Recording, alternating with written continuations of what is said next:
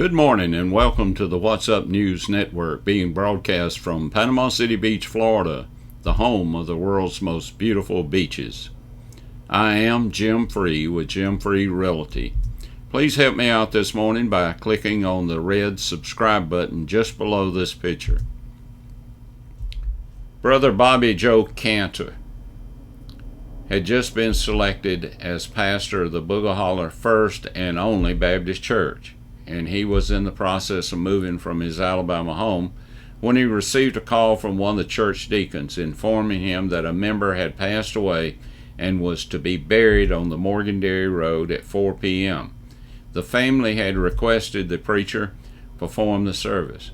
Bobby Joe, not being familiar with the area, got lost and was running late when he spotted workers with a backhoe, and they were in the process of backfilling. Apparently, all the family had already left. Bobby Joe apologized to the workers for being late and asked if they would join him in prayer. Bobby Joe as he was leaving the site, the foreman said, "I've been in this business 30 years, and this is the first time I've ever had anyone pray over a septic tank." My Uncle Oswald was stopped by the Bay County Sheriff's Department. The deputy was curious why a man in his late 80s was out driving around at 2 a.m. and asked Uncle Oswald where he was headed this late at night. Oswald replied, "I am on my way to a lecture about alcohol abuse and its effect on the human body, as well as smoking and staying out late." The officer was skeptical and then asked, "Really? Who's giving that lecture at this time of night?" Uncle Oswald replied, "That would be my wife, Eva." On the national front, football is about to start back. A lot of people have been looking forward to it. Now, I have something I want to give to you today on that. I'm not sure that I have ever had an original thought. I was fortunate enough to have great parents, great grandparents that really played a big role in my life when my dad was in World War II. I have great siblings. I've had great teachers. I have a great wife, great children, great grandchildren, great pastors, and great friends. So you see, the environment I was raised in is what produces the thoughts that I have about life today. I'm not above using someone else's thoughts if I think it would be helpful. If I know the source, I will give them credit. If I don't know the source, I will let you know that I'm not the author of these thoughts. And that is the case with what I'm about to share with you today. These are not my original thoughts, but is what I believe. This is addressed to the National Football League and the players who take a knee during the game. If I had a brain cancer, I don't ask my dentist what I should do. If my car has a problem, I don't seek information from a plumber.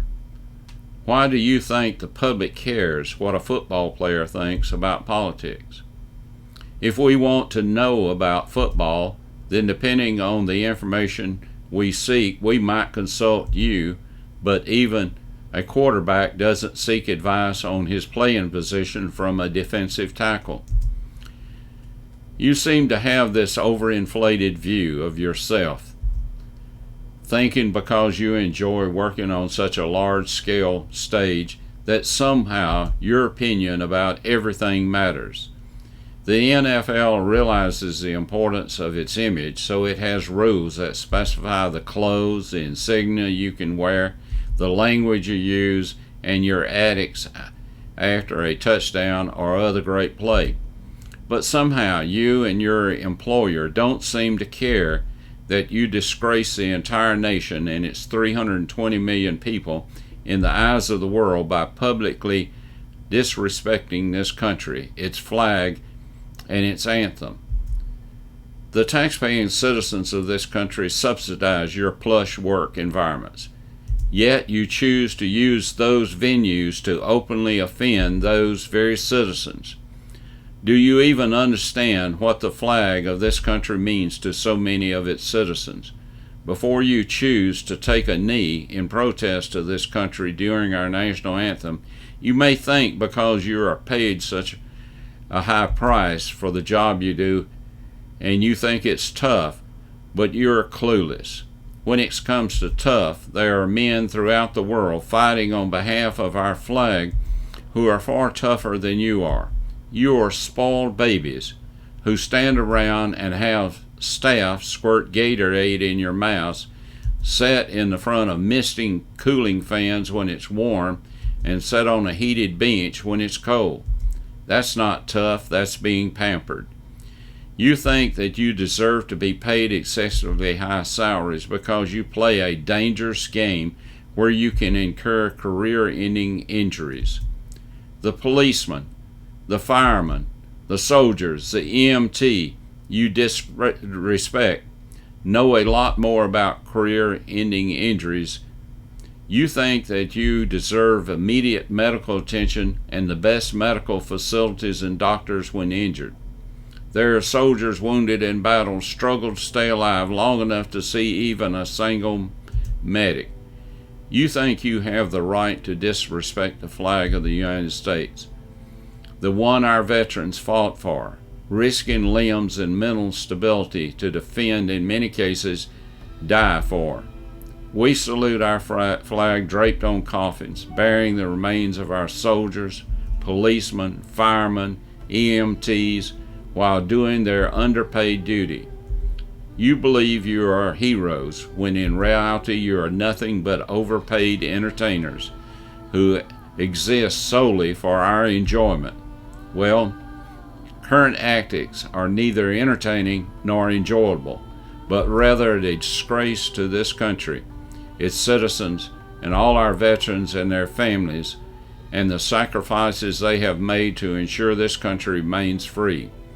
You choose to openly disgrace this country in the eyes of the rest of the world, yet with all your money, still choose to live here rather than any other country. People with even the slightest amount of class will stand and respect our flag. Where does that put you? They are common citizens all over our country who prove their heroism far more than you ever will. You can protest policies, the current government, or anything else you choose. That is your right. But when you protest our flag and the anthem, you are insulting the nation we all live in and love, and those who have served, been injured, or died to keep it free. There is nothing you can do or say that can make your actions anything more than the arrogance of classless people who care about themselves more than their country and the freedoms we enjoy. Their families, the men and women who have made the sacrifices so that you have this freedom, to ensure that the right to speak freely, our country is far from perfect. But if you can point out any other country where your freedom and opportunities are better than they are here, then you just might want to go there and show respect for their flag. As for me, I choose not to watch these clowns. I will stand for the flag and kneel for the Lord. It is time to stand up for this great country we live in.